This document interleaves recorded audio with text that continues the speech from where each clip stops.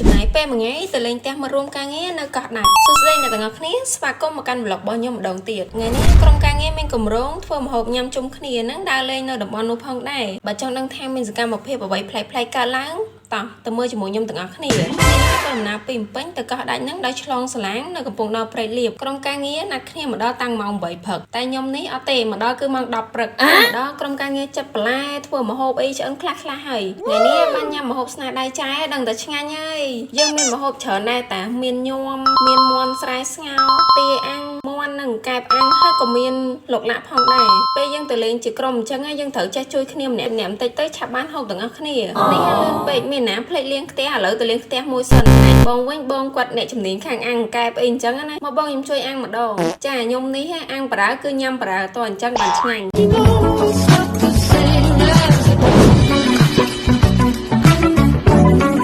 អស់នៅជាមួយអ្នកយល់ចិត្តអើយទោះជានៅពេញមួយជីវិតក៏យល់ថាឆាប់ដែរបើនៅជាមួយអ្នកមិនយល់ចិត្តវិញតំណងដល់ហើយបងនេះមើល DJ សុំមកបាត់អ៊ីអ្នកចិត្តខាងមួយមើលអ៊ីអ្នកចិត្តខាងគាត់ធ្វើជំរឿនអីគាត់សួរមិត្តភ័ក្តិបនភឿនឲ្យភេទអីលើហើយអ៊ីអ្នកចិត្តខាងនេះគាត់20ទៅឲ្យធ្វើអីក៏គាត់ដល់កំឡុងពេលមកហូបអត់តាន់ឆ្អិនណាយើងទៅរកអីផឹកជាក់សិនថយចេញក្រុមជាកម្មកំពងហើយថយចេញពេលជិះម៉ូតូមកឃើញហាងកាហ្វេនេះឡើងតំណងអញ្ចឹងក៏ចូលទៅទិញមច្ឆាមួយកែវទៅខាងបោកគេនេះស្អាតមែនបុគ្គលិកឡើងសុភាពហើយរស់រាយទៀតមច្ឆាបោកគេនេះរសជាតិឆ្ងាញ់មែនខ្ញុំទៅបានតែមួយផ្លែអត់បានដើរមើលច្រើនទេដោយសារតែបញ្ញាប់ត្រឡប់ទៅវិញពេលត្រឡប់មកវិញមកហូបឆ្អិនល្មមតោះមុនញ៉ាំយើងថតរូបមកប៉ុស្តិ៍ទៅទុកជាអនុស្សាវរីយ៍ពេលដែលបាយឆ្អែតហើយយើងនាំគ្នាទៅជប់លៀងបន្តនៅជាការស្វាយដោយសារតែនៅនេះខ្លាចរំខានអ្នកចិត្តខាងអីចឹងយើងទៅជាការស្វាយគឺស្ងប់ស្ងាត់ល្អហ្មងមកនាំគ្នាលើកបាសដាក់ល្មម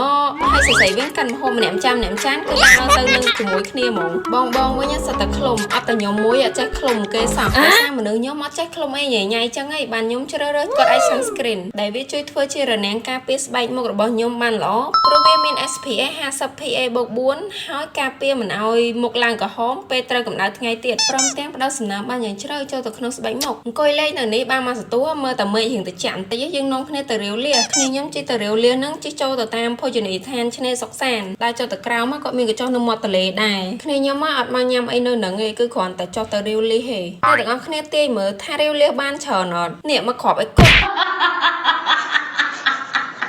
ពេលត្រឡប់មកវិញយើងក៏បានចូលទៅមើលការតម្បាញហូលផមួងរបស់អ្នកភូមិនៅនឹងដែរនេះសាច់ហូលផមួងរបស់គេស្អាតៗណាស់អ្នកទាំងអស់គ្នាអើយមកក្បិនរបស់គេនេះខ្ញុំសួរតម្លៃឯងគឺ$100ជាងបន្ទាប់មកយើងចូលទៅមកកន្លែងទៀតដែលកន្លែងគាត់នេះមានតកៅនាងសបុករបស់វានិងស្លឹកមនដែលគាត់ដាក់បង្ហាញនៅលើនឹងឲ្យយើងមើលផងដែរកន្លែងគាត់នេះមានលក់កម៉ាស្បៃដែលធ្វើអំពីសរសៃសូត្រឡើងទុនហ្មងនេះដើមមនកុំតែបងប្រាប់កុំអីខ្ញុំអត់ស្គាល់ទៀតតែម៉ោង 5 អីគ្នាយើងនាំគ្នាត្រឡប់ទៅវិញហើយប៉ុន្តែមុនត្រឡប់ទៅវិញក៏ឆ្លៀតជិះចូលឆ្វែមកជុំនៅកោះអុកញ៉ាតៃមុនពេលត្រឡប់ទៅផ្ទះរៀងខ្លួនចេញហើយចេញទៅហើយជប់សង្ងំនៅផ្ទះហើយវិចខោអាវដើរចាយសម្រស់ខ្លះសម្រស់អរគុណអ្នកទាំងអស់គ្នាដែលបានមើល vlog នេះតាំងពីដើមរហូតដល់ចប់បើចូលចិត្តកុំភ្លេច like comment និង follow ផងណាជួបគ្នានៅវីដេអូក្រោយទៀតបាយបាយ